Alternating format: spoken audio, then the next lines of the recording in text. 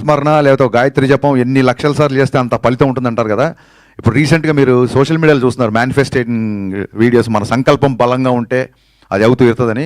అంత గట్టి సంకల్పం, నాకంటే కూడా పెద్ద సంకల్పం, కళ్యాణ్ గారి కంటే కూడా గట్టి సంకల్పం ఉన్న one and only person Bandla Ganesh గారు.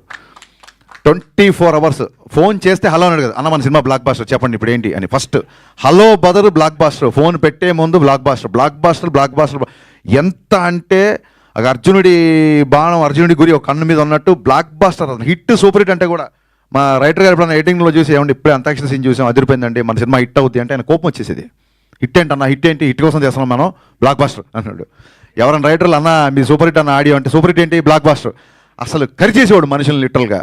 నిజంగా పవన్ కళ్యాణ్ గారిని ఇంటికి వెళ్ళి దగ్గరుండి షూటింగ్ సెట్కి తీసుకొచ్చి అలాగే డబ్బింగ్ తీసుకొచ్చి 3 గంటలకి రాత్రి 4 గంటలకి కూడా డబ్బింగ్ చెప్పిన సందర్భాలు ఉన్నాయి. లాస్ట్ మినిట్లో గుర్రంది యానిమల్ సర్టిఫికేట్ వస్తే ఓ పక్క ఈయన ఢిల్లీకి వెళ్ళి ఓవర్ నైట్లో అక్కడ ఢిల్లీలో పని చూసుకొని అదే రోజు ఇక్కడ సెన్సార్ ఉంటే మళ్ళీ డైరెక్ట్గా ఎయిర్పోర్ట్ నుంచి ప్రసాద్ ల్యాబ్కి వచ్చి, నాకు తెలిసి సెట్లో నేను ఎంత కష్టపడ్డానో సెట్ బయట నాకంటే డబల్ కష్టం బండ్ల గణేష్ అన్న పడ్డాడు.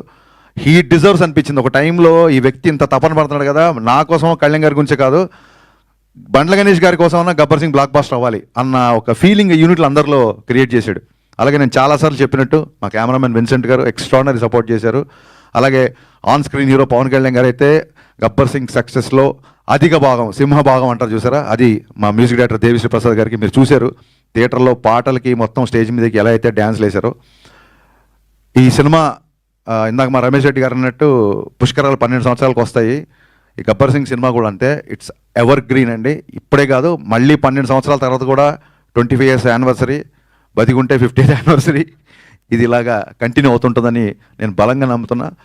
అండ్ ఈ సినిమా సక్సెస్ ఆయన ఎంత బలంగా కోరుకున్నారో, ఈ సక్సెస్ ఊహించిన మొదటి వ్యక్తి, ఈ సినిమా సక్సెస్ అవుతుంది ఊహించిన మొదటి వ్యక్తి పవన్ కళ్యాణ్ గారు. కరెక్ట్గా ఇంకొక 1 week రిలీజ్ అనగా డబ్బింగ్లో చిన్న చిన్న కరెక్షన్స్ ఏవో ఉంటే ఆ కరెక్షన్స్ చేసి ఆయన ఒక 2 సీన్లు చూపించమని 2 సీన్లు చూశారు. చూసి ఆయన డబ్బింగ్ రూమ్లో ఉన్నారు, నేను ఇంజనీర్ ఇటు పక్క ఉన్నాం, మధ్యలో గ్లాసు. ఆయన ఒకసారి హరీష్ నువ్వు లోపల రా అన్నారు. నేను లోపలికి వెళ్ళాను. లోపలికి వెళ్ళగానే నా ఫ్యాన్స్ చాలా రోజుల నుంచి ఏదైతే కోరుకుంటున్నావు అది ఇవ్వబోతున్నావు నువ్వు. ఈ సినిమా నువ్వు ఊహించిన సక్సెస్ అవుతుంది. ఈ సినిమా తర్వాత చాలా జాగ్రత్తగా ఉండు.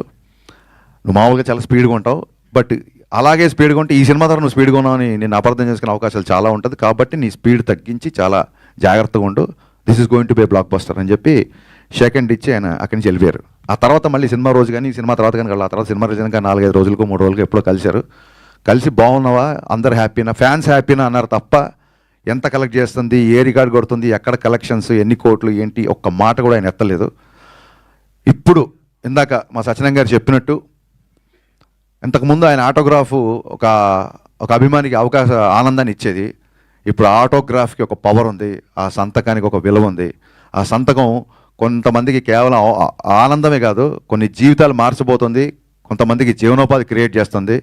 అంత పవర్ఫుల్, అంత శక్తి ఆ సంతకానికి ఇచ్చిన ఆ భగవంతుడికి, దాన్ని నిర్విరామంగా కృషి చేస్తున్న మన డిప్యూటీ సీఎం పవన్ కళ్యాణ్ గారికి ఎంటైర్ గబ్బర్ సింగ్ యూనిట్ తరఫున మనస్ఫూర్తిగా జన్మదిన శుభాకాంక్షలు చెప్తూ long live Pavan Kalyan. Thank you. Super sir, thank you so much.